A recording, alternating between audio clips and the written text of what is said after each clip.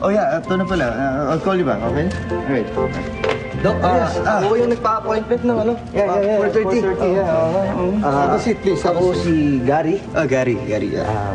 So, Doc, yes. actually, first time kong pumunta sa isang Psychiatrist. Yeah. Sorry,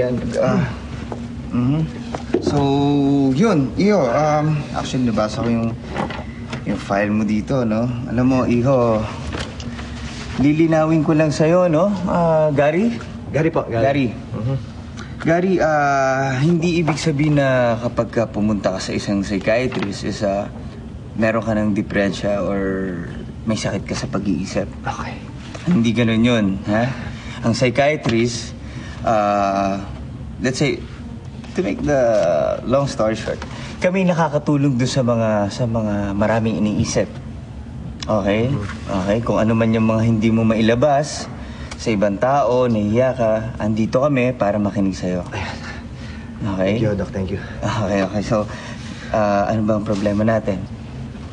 Doc, kasi gusto ko na sana mag-asawa eh. Anong problema kung mag-asawa? Meron bang third party? Or wag ka mahihiya sa akin, sabihin mo sa akin, ha? Kasi hindi natin masusolusyonan yung problema mo kung hindi mo sasabihin. Opo, Doc. Actually, wala naman ho. Kaso lang, okay lang ho ba yun kahit na meron akong dual personality?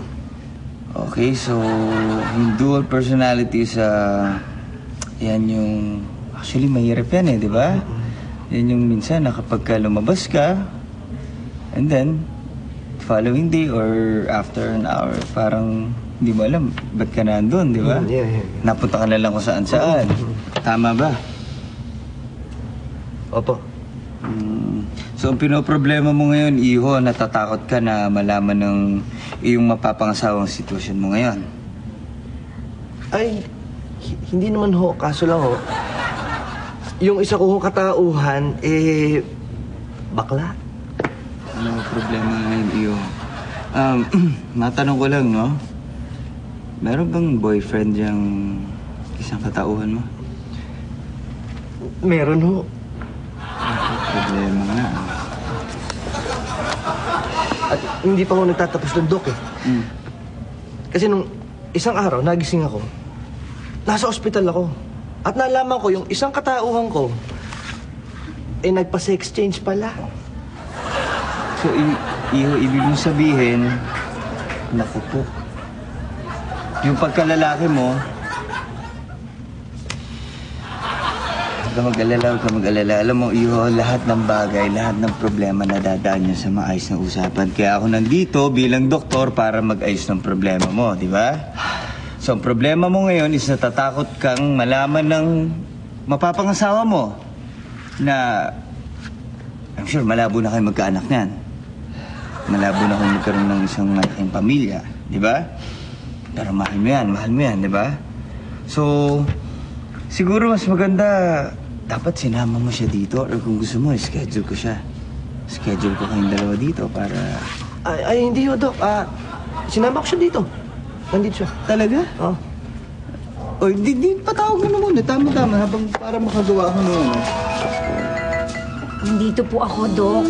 Ako nga pala yung isang personality ni Gary na may babae na. Ganun ba? Sandali. Ano bang gusto mong gawin? Gusto ko po sanang pakasalan yung sarili ko.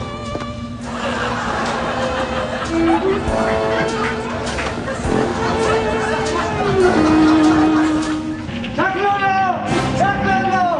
Tulungan niyo yung kasama ko! Nadisgrasya yung kasama ko! Eh, naku, siguro hindi po siya nagsuot ng sinturong pangkaligtasan, kaya siya nadisgrasya. Kaya nga siya naiwan doon sa loob eh. Hindi niya makalas yung sinturon. Hindi pala sinturong pangkaligtasan yun. Sinturong pangkamatayan. Ano bang klase yung sinturon yun? Saan nyo na ba napili yun?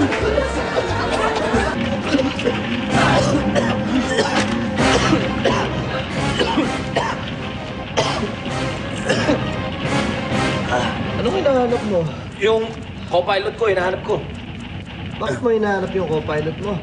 Eh kasi nagpustahan kami na pag nag-plane crash tayo, eh makakaligtas ako. Kaya nanalo ko. Kaya hinahanap ko siya.